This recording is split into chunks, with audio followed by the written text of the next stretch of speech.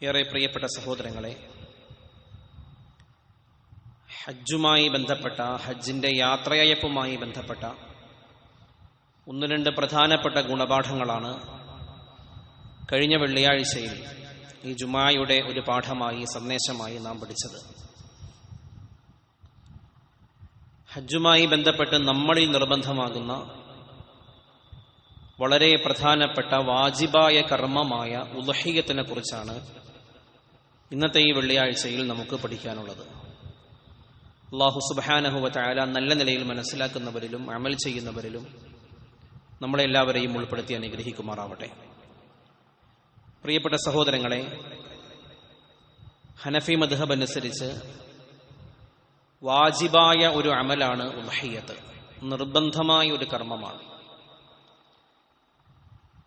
ഉദ്ഹിയ്യത്ത് എന്ന വാക്കിന്റെ അർത്ഥം തന്നെ അറബിയിൽ ഒരു ത്യാഗസന്നദ്ധതയോടെയുള്ള സമർപ്പണം എന്നാണ്.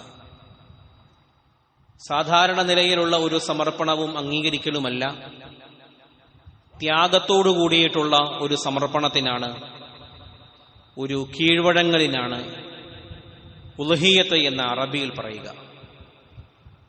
തദ്ഹിയ എന്ന് പറഞ്ഞാൽ അത്തരം ഒരു സമർപ്പണമാണ്. ത്യാഗോജ്ജലമായ ഇബ്രാഹിമി ജീവിതത്തിന് അലൈഹിസ്സലാത്തു വസ്സലാം അല്ലാഹു സുബ്ഹാനഹു വ തആല മുഅ്മിനീങ്ങളുടെ മേൽ പൊതുവായി ഏർപ്പെടുത്തിയിരിക്കുന്ന ഇബാദത്താണ്, അമലാണ് ഉദ്ഹിയ്യത്ത് എന്ന അമൽ. ഹജ്ജിന്റെ എല്ലാ കർമ്മങ്ങളിലും നാം പഠിക്കുന്നതും സ്മരിക്കുന്നതും മഹാനായ ഇബ്രാഹിം നബി അലൈഹിസ്സലാത്തു വസ്സലാമിന്റെ മഹത് ഗുണങ്ങളെയാണല്ലോ.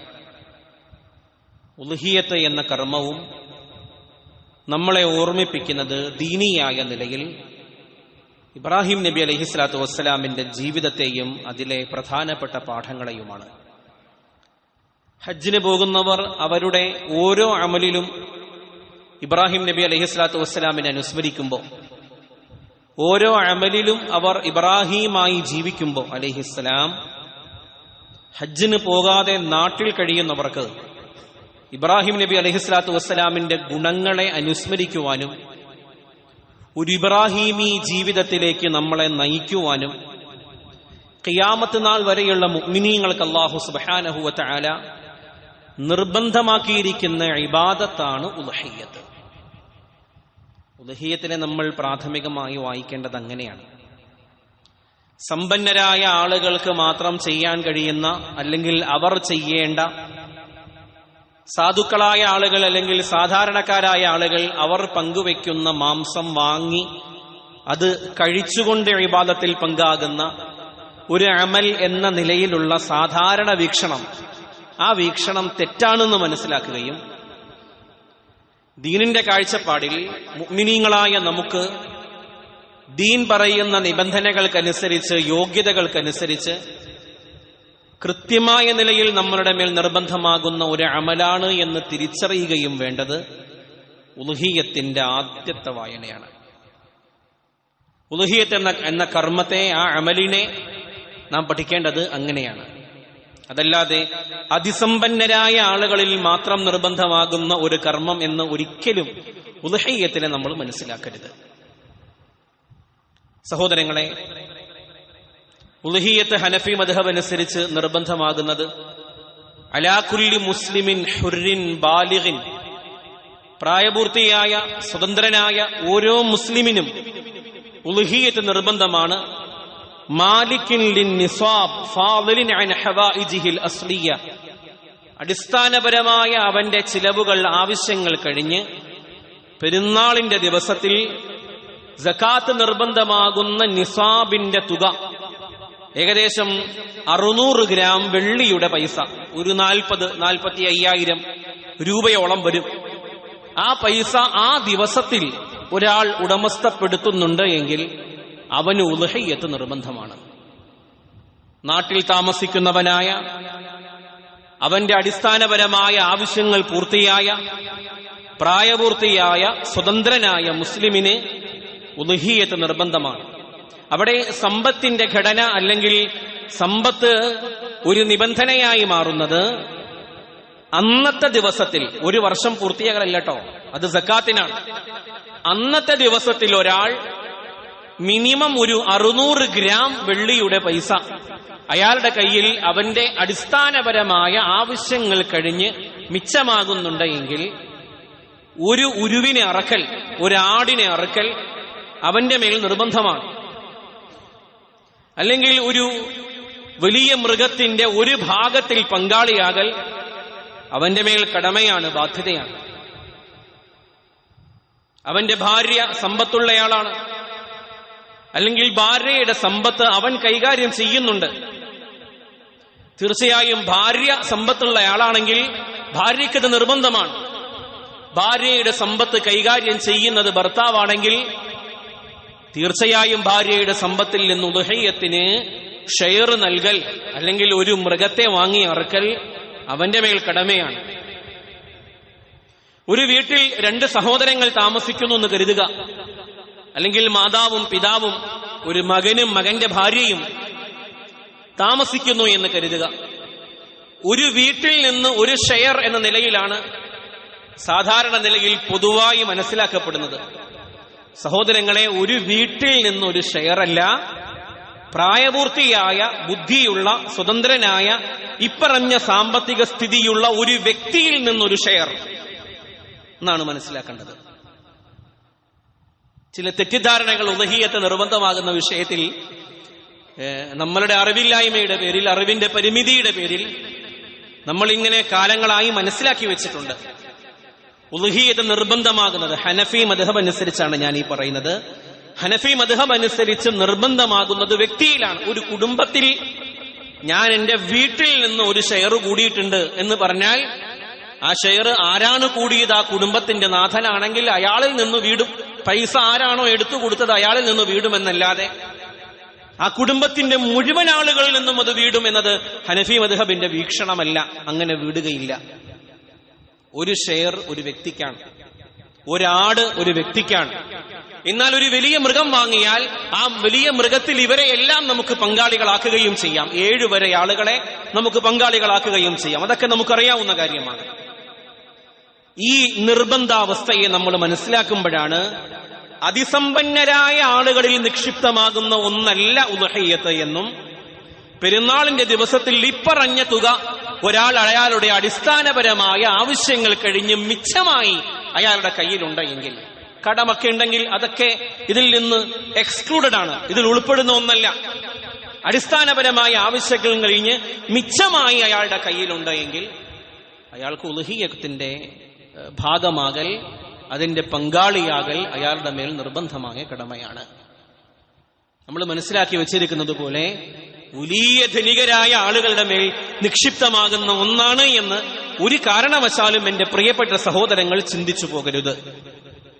ആ ചിന്ത അങ്ങനെ ഉള്ളിലുണ്ടെങ്കിൽ, പരമ്പരാഗതമായി നമ്മൾ അതങ്ങനെ അനുഭവിച്ചു വരുന്നുണ്ടെങ്കിൽ തീർച്ചയായും തിരുത്തണം. എന്തിനാണ് അല്ലാഹു സുബ്ഹാനഹു വ തആല നമ്മളിൽ ഇങ്ങനെ ഒരു കർമ്മം വാജിബാക്കിയത്? സഹോദരങ്ങളെ, ഷാഫിഈ മദ്ഹബ് അനുസരിച്ച് ഇത് സുന്നത്താണ്, ഹനഫി മദ്ഹബ് അനുസരിച്ച് വാജിബാണ്. മുഅക്കദായ സുന്നത്താണ് ഷാഫിഈ മദ്ഹബിൽ. വാജിബിനോളം കിടനിൽക്കുന്ന, അതിനോളം തുല്യമാകുന്ന പ്രാധാന്യമുള്ള പ്രധാനപ്പെട്ട സുന്നത്ത് സുന്നത്തല്ലേ ഉള്ളൂ എന്ന് പരിഗണിക്കേണ്ട ഒന്നല്ല. അത് നമ്മളിൽ ശൈത്താൻ ഉണ്ടാക്കി തീർക്കുന്ന ഒരു ചിന്തയാണ്. സുന്നത്താണ് എന്ന ഗൗരവത്തിൽ ചെയ്യേണ്ട അമൽ, സുന്നത്താണ് എന്ന ഗൗരവത്തിൽ ചെയ്യേണ്ട അമൽ ഷാഫിഈ മദ്ഹബ് അനുസരിച്ച്. ഹനഫി മദ്ഹബ് അനുസരിച്ച് വാജിബാണ്, ഒഴിവാക്കാൻ പാടില്ല, നിർബന്ധമാണ് എന്ന ഭാവത്തിൽ തന്നെ ചെയ്യേണ്ട അമലാണ് ഉദ്ഹിയ്യത്ത്. ഹജ്ജിന് പുറപ്പെടുന്ന ഒരു വ്യക്തി അയാൾ ബന്ധപ്പെടുന്ന മുഴുവൻ അമലുകളിലും, അയാളുടെ തവാഫിലും സഈയിലും, അവൻ കാണുന്ന പരിശുദ്ധമായ ഹറമിലും, ഹറമിന്റെ പരിസര പ്രദേശങ്ങളിലും, ആ സ്ഥലങ്ങളിലും, അവിടെയുള്ള അമലുകളിലുമെല്ലാം മഹാനായ ഇബ്രാഹിം നബി അലൈഹിസ്സലാത്തു വസ്സലാമിനെ അനുസ്മരിക്കുമ്പോൾ നാട്ടിൽ കഴിയുന്നവരായ ആളുകൾ ഇബ്രാഹീമി ഗുണങ്ങളെ അനുസ്മരിക്കേണ്ട അമലായിട്ടാണ് ഉദ്ഹിയ്യത്തിനെ അല്ലാഹു സുബ്ഹാനഹു വ തആല നമ്മളിൽ കടമയാക്കിയിരിക്കുന്നത്. ഇബ്രാഹിം നബി അലൈഹിസ്സലാത്തു വസ്സലാം എല്ലാ അർത്ഥത്തിലും അല്ലാഹുവിലേക്ക് തിരിഞ്ഞവരാണ്, ഋജുമാനസരാണ്. മറ്റൊന്നിനെയും തന്റെ ഖൽബിൽ അദ്ദേഹം സ്ഥാനം നൽകിയിരുന്നില്ല, അല്ലാഹുവിലേക്ക് തിരിഞ്ഞവരാണ്. നിങ്ങൾക്കറിയുമോ, സൂറത്തു സ്വാഫാത്തിൽ ഉൽഹിയത്തുമായി ബന്ധപ്പെട്ട അമലിനെ പരിചയപ്പെടുത്തുന്ന സ്ഥലത്ത്, അതിന്റെ ഹിക്മത്തിനെ പരിചയപ്പെടുത്തുന്ന സ്ഥലത്ത് അല്ലാഹു സുബ്ഹാനഹു വ തആല ആ ഭാഗം തുടങ്ങുന്നത് വഖാല ഇന്നി ദാഹിബുൻ ഇലാ റബ്ബി സയഹ്ദീൻ എന്ന് പറഞ്ഞുകൊണ്ടാണ്. ഇബ്രാഹിം നബി പറഞ്ഞു, ഞാൻ എന്റെ റബ്ബിലേക്ക് മടങ്ങുകയാണ്, എന്റെ അല്ലാഹു എനിക്ക് വഴി കാണിക്കും. വഖാല ഇന്നി ദാഹിബുൻ ഇലാ റബ്ബി സയഹ്ദീൻ റബ്ബി ഹബ്ലി മിനസ് സ്വാലിഹീൻ. അല്ലാഹുവേ, സൽക്കർമ്മികളിൽപ്പെട്ട ഒരു മകനെ നീ എനിക്ക് ദാനമായി നൽകണമേ അല്ലാഹുവേ. ആ വാക്കിലൊക്കെ ഓമനത്വമുണ്ട് സഹോദരങ്ങളെ, ഭയങ്കരമായ നിഷ്കളങ്കതയുണ്ട്.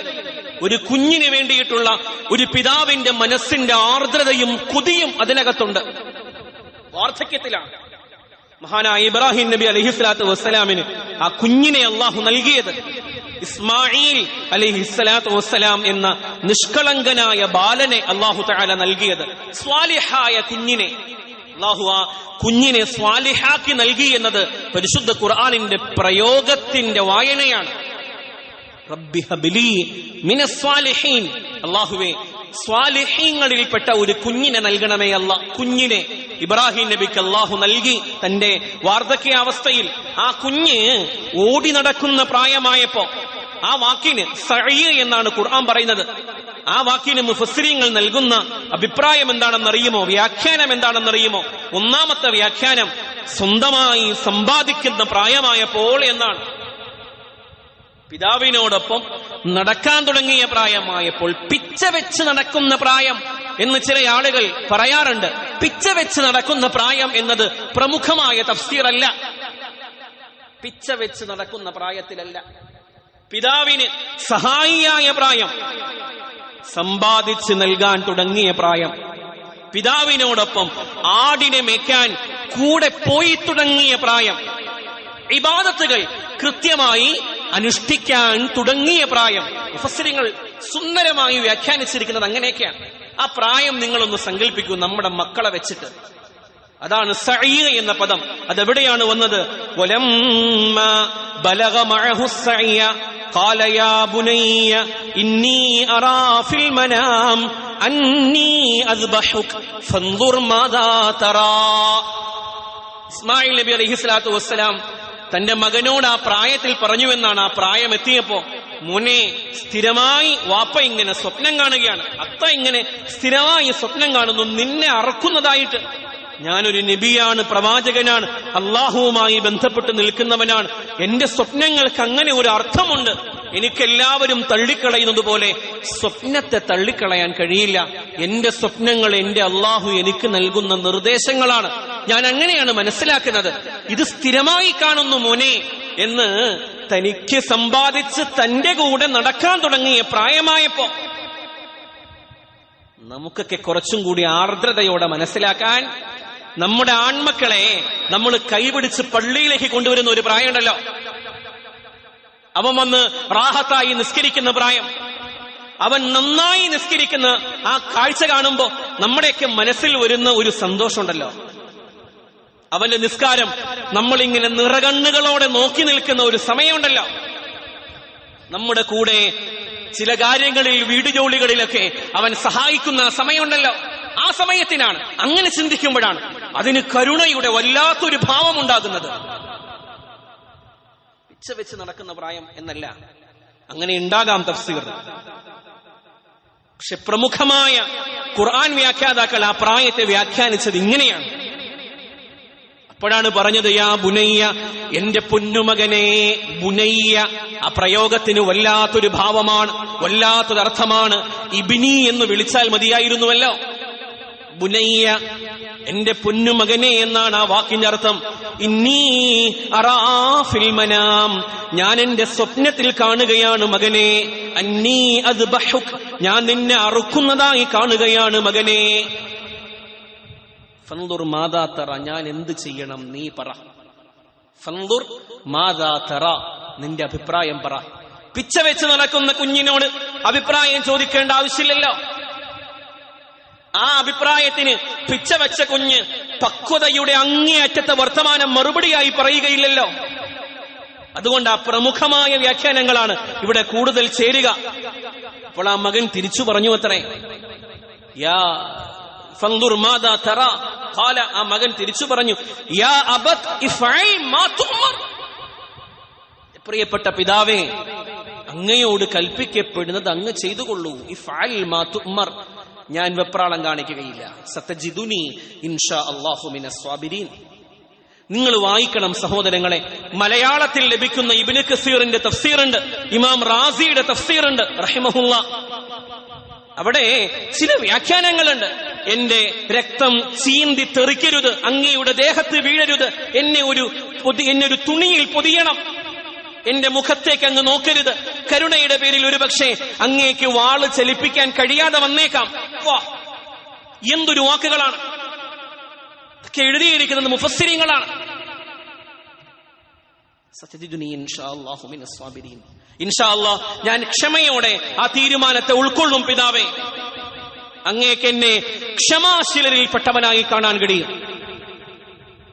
ആ മകന്റെ മറുപടി അതാണ്. അവർ രണ്ടുപേരും അതിന് തയ്യാറായി എന്നതാണ്. വലമ്മ അസ്ലമ വതല്ലഹു ലിൽജബീൻ വനാദൈനാഹു അയ്യാ ഇബ്രാഹിം. അവിടെയൊന്നും അല്ലാഹു ഇടപെടുന്നില്ല. അതെല്ലാം കഴിഞ്ഞ് തയ്യാറായി തന്റെ ഉമ്മയിൽ നിന്ന് അകന്ന് അറുക്കപ്പെടാൻ വേണ്ടി ആ മകനും അറുക്കുവാൻ വേണ്ടി ആ പിതാവും. എന്തൊരു അവസ്ഥയാണ്, എന്തൊരു കാഴ്ചയാണ്. കാലങ്ങൾ ഇത്ര കഴിഞ്ഞിട്ടും, 4000 വർഷങ്ങൾ കഴിഞ്ഞിട്ടും, വിശുദ്ധ ഖുർആൻ ഇറങ്ങിയിട്ട് 1500-ലേറെ വർഷങ്ങൾ കഴിഞ്ഞിട്ടും ഈ ആയത്തോതുമ്പോ ഒരു പിതാവിന്റെ ചങ്ക് പിടയും. ഇത് വിശദീകരിക്കുമ്പോ ഒരു പണ്ഡിതന്റെ വാക്കുകൾ ഇടറും. ഇത് കേൾക്കുമ്പോഴെല്ലാം പിതാക്കന്മാരുടെ മനസ്സിന് വേദനയുണ്ടാകും. അമ്മാതിരി പ്രയോഗമാണത്. അവർ രണ്ടുപേരും തയ്യാറായി വതല്ലഹു ലിൽജബീൻ, ഒരു വശത്തേക്ക് തിരിച്ചു കിടത്തി. അതുവരെയും ഖുർആൻ ഇടപെടുന്നില്ല, അതുവരെയും അല്ലാഹു വേണ്ട എന്ന് പറയുന്നില്ല. സന്നദ്ധനായി കഴിഞ്ഞ് പിന്നെയുള്ള തഫ്സീറിന്റെ വാക്കുകൾ നമുക്കറിയാമല്ലോ. കഴുത്ത് മുറിയുന്നില്ല, കത്തികൊണ്ട് സമീപത്തുള്ള കല്ലിലേക്ക് വെട്ടുന്നു, അത് 2 കഷ്ണമായി മാറുന്നു. മൂർച്ചയില്ലാഞ്ഞിട്ടല്ല, അവിടം വരെ എത്തി നിർത്തി, അവിടം വരെ റബ്ബ് എത്തിച്ചു, അവിടം വരെ ആ പരീക്ഷണത്തെ കൊണ്ടുവന്ന് അല്ലാഹു നിർത്തി. അവിടെ എത്തിയപ്പോഴാണ് ഖുർആൻ പറയുന്നത്, നാദൈനാഹു, നാം അദ്ദേഹത്തെ വിളിച്ചു, അയ്യാ ഇബ്രാഹിം, ഇബ്രാഹിമേ, ഖദ് സദ്ദഖത റുഅ്യ, കൽപ്പന നീ പൂർത്തിയാക്കിയിരിക്കുന്നു ഇബ്രാഹിം, കൽപ്പന നീ പൂർത്തിയാക്കിയിരിക്കുന്നു. വഫദൈനാഹു ബിദിബ്ഹിൻ അദീം, സ്വർഗത്തിൽ നിന്ന് ഒരാടിനെ അല്ലാഹു ഇറക്കിക്കൊടുത്തു. ജിബ്രീൽ അലൈഹിസ്സലാത്തു വസ്സലാം ആടുമായി വന്നു. ഈ പ്രപഞ്ചത്തിലെ ആദ്യത്തെ ഉദ്ഹിയ്യത്ത് അതാണ്. ഇസ്ലാമിക വായനയിലെ, കർമ്മശാസ്ത്ര വായനയിലെ ആദ്യത്തെ ഉദ്ഹിയ്യത്ത് ആ മഹാസമർപ്പണം. അതുകൊണ്ടാണ് ആ വാക്കിന് ത്യാഗത്തോടുകൂടിയുള്ള സമർപ്പണം എന്ന് പറയുന്നത്. ഖിയാമത്ത് നാൾ വരെ അള്ളാഹുവിന് വേണ്ടി ഹജ്ജിന്റെ സമയത്ത് ദുൽഹജ്ജ് മാസത്തിൽ പെരുന്നാളിന്റെ അന്ന് എവിടെയെല്ലാം മുഅ്മിനീങ്ങൾ ഉദ്ഹിയ്യത്തിന് തയ്യാറാകുന്നോ അവരെല്ലാം അനുസ്മരിക്കുന്നത് ആ മഹാത്യാഗമാണ്. ആ മഹാത്യാഗം അനുസ്മരിച്ചിരിക്കണം എന്നതാണ്, നിർബന്ധമാണ് എന്നതിന്റെ കടമ, എന്നതിന്റെ അർത്ഥം, അതിന്റെ വ്യാഖ്യാനം അതാണ്. അതൊരു മുഅ്മിൻ മനസ്സിലാക്കിയിരിക്കണം. അതുകൊണ്ടാണ് ഖുർആൻ പറയുന്നത് ഇബ്രാഹിമി മില്ലത്തിനെ പിന്തുടർന്ന് ജീവിക്കണം എന്ന്. ഇബ്രാഹിമി മില്ലത്തിനെ പിന്തുടർന്ന് ജീവിക്കണം. മഹാനായ റസൂലുള്ളാഹി സ്വല്ലല്ലാഹു അലൈഹി വസല്ലമ തങ്ങളുടെ അടുക്കൽ വന്ന് സ്വഹാബാക്കൾ ചോദിച്ചു അത്രേ, മാ ഹാദിഹിൽ അല്ലാഹി യാ റസൂലല്ലാഹ്, നബിയേ, എന്താണ് ഈ ഉദ്ഹിയ്യത്തുകൾ? ഇതെന്താണിത്? മൃഗങ്ങളെ അറക്കുകയാണല്ലോ, ഇതെന്താണ്? ഇതിന്റെ ആശയം എന്താണ്? ഇതിന്റെ അർത്ഥം എന്താണ്? ഇബ്രാഹിം നബി അലൈഹിസ്സലാത്തു വസ്സലാമിന്റെ ചര്യയാണ്. നബി തങ്ങളുടെ മറുപടി, മില്ലത്തു അബീക്കും ഇബ്രാഹിം, നിങ്ങളുടെ പിതാവായ ഇബ്രാഹീമിന്റെ മില്ലത്താണ്, ശൈലിയാണ്. മാ ലനാ ഫീഹാ, നമുക്കിതിൽ എന്താണ് കൂലി നബിയെ? പ്രവാചകർ പറഞ്ഞു, ബികുല്ലി ശഅറത്തിൻ ഹസന, ബികുല്ലി ശഅറത്തിൻ ഹസന, ഓരോ രോമത്തിനും ബദലായി നിങ്ങൾക്ക് നന്മയുണ്ട്. നബി തങ്ങൾ പഠിപ്പിക്കാം, ബികുല്ലി ശഅറത്തിൻ ഹസന, ഓരോ രോമത്തിനും ബദലായി നിങ്ങൾക്ക് നന്മയുണ്ട്. നിങ്ങൾ അറുക്കുന്ന മൃഗത്തിന്റെ, അല്ലെങ്കിൽ നിങ്ങൾ പങ്കുകാരനാകുന്ന മൃഗത്തിന് എത്ര രോമങ്ങളുണ്ടോ ആ രോമങ്ങളുടെ അളവിൽ അല്ലാഹു നിങ്ങൾക്ക് കൂലി തരും എന്ന് പറഞ്ഞാൽ രോമം കൂടുതലുള്ളതിനെ അറുത്താൽ കൂടുതൽ കൂലി എന്നാണോ? അല്ല, കണക്കില്ലാത്ത പ്രതിഫലം എന്നർത്ഥം. രോമത്തിന് എണ്ണി നോക്കണം എന്നല്ല. കണക്കില്ലാത്ത പ്രതിഫലത്തിന് ഉദ്ഹിയത്തിലൂടെ നിങ്ങൾക്ക് സന്നദ്ധമാകാൻ കഴിയും. ഇത് നിങ്ങളുടെ പിതാവ് ഇബ്രാഹീമിന്റെ ചര്യയാണ്. സഹോദരങ്ങൾ, ഈ മില്ലത്ത് ഇബ്രാഹിം ഇന്ന് വായിക്കപ്പെടേണ്ട ഒന്നാണ്. മില്ലത്ത് ഇബ്രാഹിം, അതിന് ആധുനികമായ ദുർവ്യാഖ്യാനങ്ങൾ വരുന്ന കാലമാണിത്. വരുന്നത് സാധാരണ ആളുകളിൽ നിന്നല്ല, ഉയർന്ന ആളുകളിൽ നിന്ന്, വലിയ അറബ് തമ്പുരാക്കന്മാരിൽ നിന്ന്. ഇബ്രാഹിം ഈ മില്ലത്തിന്റെ വ്യാഖ്യാനത്തിന് വളരെ മോശമായ വ്യാഖ്യാനങ്ങൾ വന്നുകൊണ്ടിരിക്കുന്ന ഒരു കാലമാണിത്. അതുകൊണ്ട് തന്നെ ഇബ്രാഹിം ഈ മില്ലത്തിനെ നമ്മൾ നന്നായി പഠിക്കണം, നന്നായി വായിക്കണം. ഇബ്രാഹിം ഈ മില്ലത്ത് ഹനീഫൻ എന്ന വാക്കിലാണ് നിലകൊള്ളുന്നത്. എല്ലാത്തിൽ നിന്നും ഒഴിവായി അള്ളാഹുവിലേക്ക് മാത്രം തിരിഞ്ഞയാൾ, അള്ളാഹുവിലേക്ക് മാത്രം തിരിഞ്ഞയാൾ. അതാണ് ഇബ്രാഹിം നബി അലൈഹി സ്വലാത്തു വസ്സലാം. മറ്റെല്ലാത്തിൽ നിന്നും ഒഴിവായി അള്ളാഹുവിലേക്ക് മാത്രം തിരിയലാണ് ഇബ്രാഹിം ഈ മില്ല. ഞാൻ എന്തുകൊണ്ടാണ് അത് പറയുന്നത് എന്ന് ചോദിച്ചാൽ, സഹോദരങ്ങളെ, അറബ് രാജാക്കന്മാർ യഹൂദികളുമായി ചേർന്നുണ്ടാക്കുന്ന കരാറുകളുണ്ട്. അറബ് രാജാക്കന്മാർ യഹൂദികളായ ഇസ്രയേൽ രാജ്യവുമായി ചേർന്നുണ്ടാക്കുന്ന കരാറുകൾ. ആ കരാറുകളിൽ ഒരു കരാറ് ഇബ്രാഹിമി അക്കോർഡ് എന്നാണ്. ഇബ്രാഹിമി അക്കോർഡ്. ആ കരാറിന് അവർ ഇട്ടിരിക്കുന്ന പേരെന്താണ്? UAE-യും യുണൈറ്റഡ് അറബ് എമിറേറ്റ്സ്, UAE-യും ഇസ്രായേലും തമ്മിലുള്ള പീസ് ട്രീറ്റിന്, സമാധാന കരാറിന് അവരിട്ടിരിക്കുന്ന പ്രൊജക്ടിന്റെ പേര് ഇബ്രാഹിമി അക്കോർഡ് എന്നാണ്. ഇബ്രാഹിമി മതങ്ങളെല്ലാം, അവരെല്ലാം ശരിയാണ്, അവരെല്ലാം അവരുടേതായ ജീവിതം ജീവിക്കട്ടെ എന്ന്. സമാധാനത്തിന് ഉണ്ടാക്കുന്ന പുതിയ പേര് 2020-ലാണല്ലോ ഇവര് തമ്മിൽ ഡിപ്ലോമാറ്റിക് കരാറുകൾ ഉണ്ടായത്. ആ കരാറിന് ഇബ്രാഹിമി അക്കോർഡ് എന്ന് പേരിടുന്നതിന്റെ കാരണം എന്താണ്?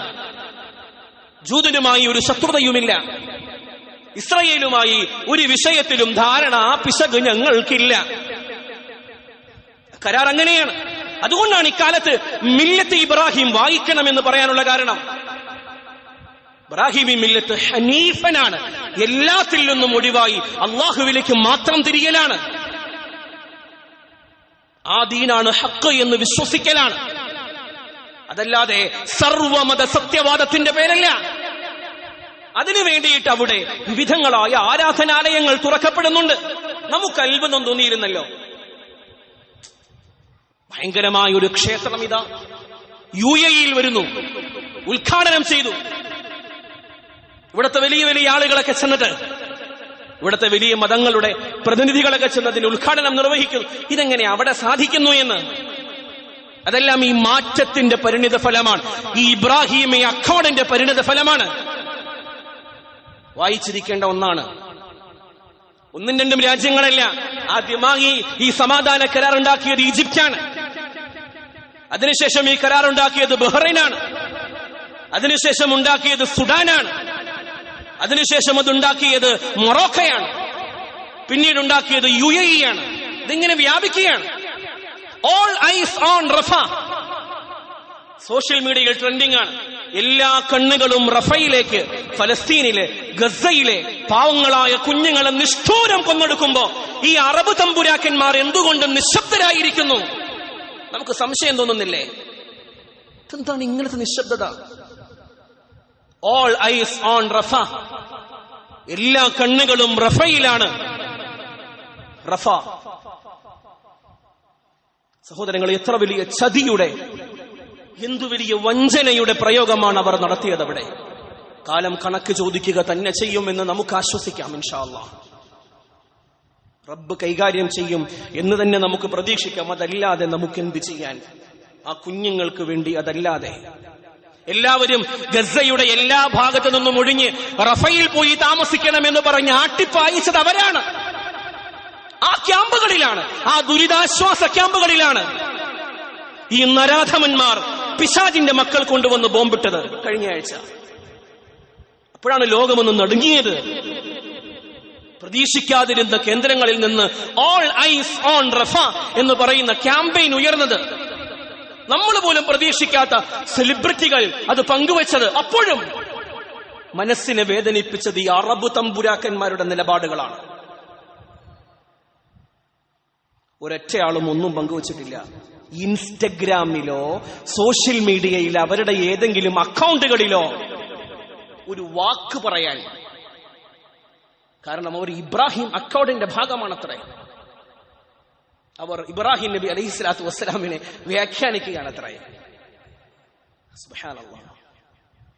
ഇങ്ങനെയൊക്കെ വലിയ ചതികൾ നടക്കുന്ന കാലത്താണ് സഹോദരങ്ങളെ മില്ലത്തു ഇബ്രാഹിം വായിക്കപ്പെടണമെന്ന് ഞാൻ പറയാനുള്ള കാരണം. ചുമ്മാ കേട്ടുപോകേണ്ട ഒന്നല്ല, അത് നമ്മളുടെ സംസ്കാരങ്ങളുടെ മേൽ ഏൽപ്പിക്കുന്ന ഒരു വല്ലാത്ത അവസ്ഥയുണ്ട്, ഭയങ്കരമായ ഒരു ആഘാതമുണ്ട്. ആ ആഘാതത്തെ മില്ലത്ത് ഇബ്രാഹിം വായിച്ചും മനസ്സിലാക്കിയും നാം മറികടക്കണം. ദീനാണ് ഹഖ്, ഇസ്ലാമാണ് ഹഖ്.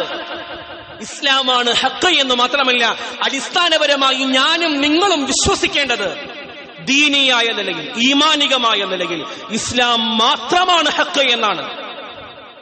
പറയാൻ പേടിക്കേണ്ട ആവശ്യമില്ല. ദീനാണ് ഹഖ്, ഇസ്ലാമാണ് ഹഖ് എന്ന് മാത്രമല്ല, എങ്ങനെ പറയണം സഹോദരങ്ങളെ? ഇസ്ലാം മാത്രമാണ് ഹഖ് എന്ന് പറയണം.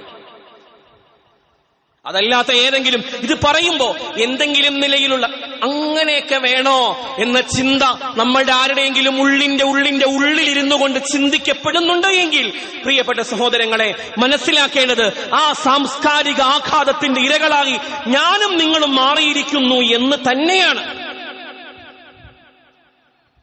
തിരുത്തേണ്ടത് അറബ് എന്നല്ല, തിരുത്തേണ്ടത് എന്റെയും നിങ്ങളുടെയും ഖൽബ് മുതലേ തിരുത്തപ്പെടണം. പ്രവാചകർ സല്ലല്ലാഹു അലൈഹി വസല്ലമ തങ്ങൾ എന്താണ് ഈ ഉൽഹിയത്ത് എന്ന് ചോദിച്ചപ്പോ തങ്ങൾ പറഞ്ഞത് മില്ലത്തു അബീക്കും ഇബ്രാഹിം, നിങ്ങളുടെ പിതാവായ ഇബ്രാഹിമിന്റെ മില്ലത്താണ്. ഹുവ സമ്മാക്കുമുൽ മുസ്ലിമീൻ, അദ്ദേഹമാണ് നിങ്ങൾക്ക് മുസ്ലിമീങ്ങൾ എന്ന് പേര് വെച്ചത്. ഞങ്ങൾക്കിതിൽ എന്തുണ്ട് നബിയേ? മാ ലനാ ഫീഹ, ഞങ്ങൾക്കിതിൽ എന്തുണ്ട് നബിയേ? വിധങ്ങൾ പറഞ്ഞു, ഓരോ രോമത്തിനും കണക്കിൽ അള്ളാഹു നിങ്ങൾക്ക് കൂലി തരും, അതുകൊണ്ട് നിങ്ങൾ തയ്യാറാവുക എന്ന്. സഹോദരങ്ങളെ, ഉദ്ഹിയത്തിന് ഒരുപാട് പ്രത്യേകതകളുണ്ട്, ധാരാളം പ്രതിഫലങ്ങളുണ്ട്. ആ പ്രതിഫലങ്ങൾ നേടിയെടുക്കുന്നതിൽ നിന്ന് നമ്മൾ മഹ്റൂമായി പോകരുത്. നിസ്സാരമായ നിലയിൽ നമുക്ക് ചെയ്യാൻ കഴിയുന്ന ഒരു അമലാണ്. സന്നദ്ധതയുണ്ടായാൽ മതി, ഒന്ന് തയ്യാറായാൽ മതി. ഇത് വാങ്ങേണ്ട സമയമാണ്, ഉരുക്കളൊക്കെ വാങ്ങേണ്ട സമയമായി. അതുകൊണ്ടാണ് ഇത് പ്രത്യേകം പറയുന്നത്. പെരുന്നാൾ അടുത്ത് വരികയാണ്. 2-3 ആഴ്ചകളെ ബാക്കിയുള്ളൂ. 2-3 ആഴ്ചകൾ മാത്രമേ ബാക്കിയുള്ളൂ. പെരുന്നാളിന്റെ സമയം എടുത്തു വരികയാണ്. നമ്മുടെ ഉരുക്കൾ അന്വേഷിച്ചു തുടങ്ങണം. ഇതിന്റെ ശറായിത്തുകൾ പൂർത്തിയായ നല്ല മൃഗങ്ങളൊക്കെ ഉണ്ടെങ്കിൽ നേരത്തെ വാങ്ങി വീടിന്റെ മുറ്റത്ത് നിർത്തണം. പറമ്പിന്റെ ഒരു ഓരത്ത് അതിന് കെട്ടിയിടണം. രാവിലെയും വൈകുന്നേരവും അതിന് വെള്ളം കൊണ്ടുപോയി കൊടുക്കണം.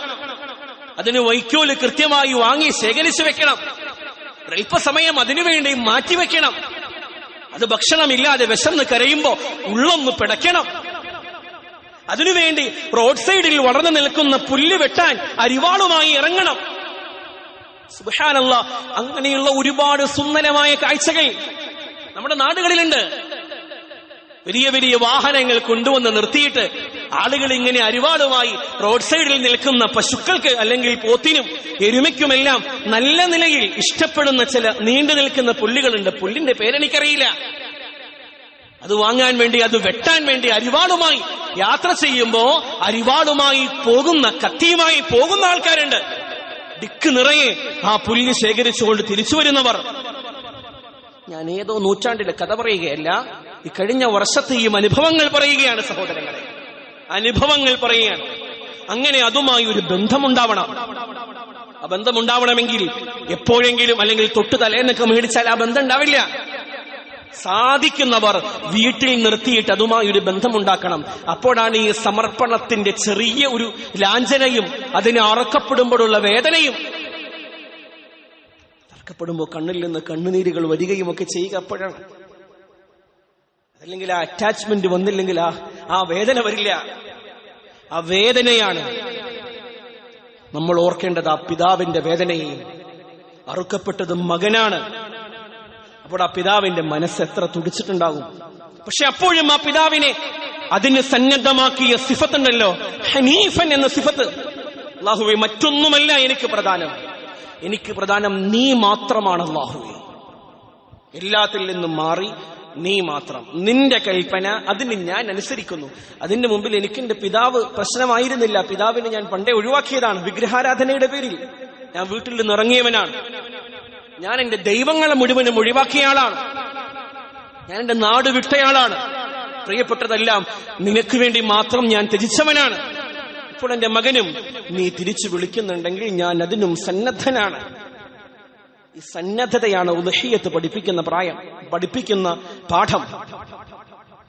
രണ്ടാമതായി റസൂലുള്ളാഹി സ്വല്ലല്ലാഹു അലൈഹി വസല്ലമ തങ്ങൾ പറഞ്ഞു, ഇത് നിങ്ങൾക്ക് പ്രവാചകർ സ്വല്ലല്ലാഹു അലൈഹി വസല്ലമ തങ്ങൾ നടപ്പാക്കുന്ന സുന്നത്താണ്, നിബിധങ്ങളുടെ ഒരു അമലാണ്. പ്രവാചകർ ഉദ്ഹിയ്യത്ത് ഇറക്കുമായിരുന്നു. അതൊരു സുന്നത്തായി, അതൊരു കടമയായി, അതൊരു പ്രവാചക ചര്യയായി, ഫിഖ്ഹിന്റെ ഭാഷയിൽ അതൊരു വാജിബായി നിലകൊള്ളുന്നത് അതിന് ഇത്രമേൽ പ്രാധാന്യമുള്ളത് കൊണ്ടാണ്. ഞാൻ രണ്ടു വശങ്ങളാണ് പറഞ്ഞത്. ഒന്നാമത്തത് അതിന്റെ ഇബാദത്തിന്റെ വശങ്ങളും, രണ്ടാമത്തത് ആ മില്ലത്തിനെ, ഇബ്രാഹിം നബി അലൈഹി സ്വലാത്തു വസ്സലാമിന്റെ ജീവിതചര്യയെ പുതിയ കാലത്ത് എത്ര ഗൗരവത്തിൽ നാം പഠിച്ചിരിക്കണം എന്നതും. ഇത് രണ്ടും മനസ്സിലാക്കിയിരിക്കുമ്പോഴാണ് ഈ അമലുകളോട് നമ്മുടെ ഉള്ളിന്റെ ഉള്ളിൽ നിന്ന് താല്പര്യമുണ്ടാവുക. അല്ലാഹു സുബ്ഹാനഹു വ തആല നമുക്കതിന് തൗഫീഖ് നൽകി അനുഗ്രഹിക്കുമാറാവട്ടെ. ഗസയിൽ, ഫലസ്തീനിൽ, അവിടെയുള്ള മക്കളിൽ അല്ലാഹു സമാധാനം നൽകുമാറാവട്ടെ. അത്ഭുതപ്പെടുത്തുന്ന ആ ജനതയെ, ഇപ്പോഴും വീര്യം കെടാത്ത അവിടുത്തെ നേതാക്കളെ അല്ലാഹു ഹിദായത്തിൽ, ഇസ്തിഖാമത്തിൽ അടിയുറപ്പിച്ച് നിർത്തുകയും അന്തിമ വിജയം അല്ലാഹു അവർക്ക് നസീബാക്കുകയും ചെയ്യുമാറാവട്ടെ. وآخر دعوتي أن الحمد لله.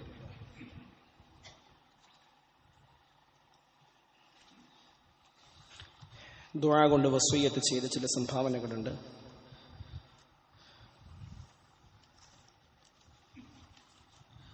ഒരു സഹോദരൻ പള്ളിയിലേക്ക് അദ്ദേഹം വളർത്തിയ ഒരു കോഴി സംഭാവനയായി നൽകിയിട്ടുണ്ട്. ജുമായ്ക്ക് ശേഷം അതിന്റെ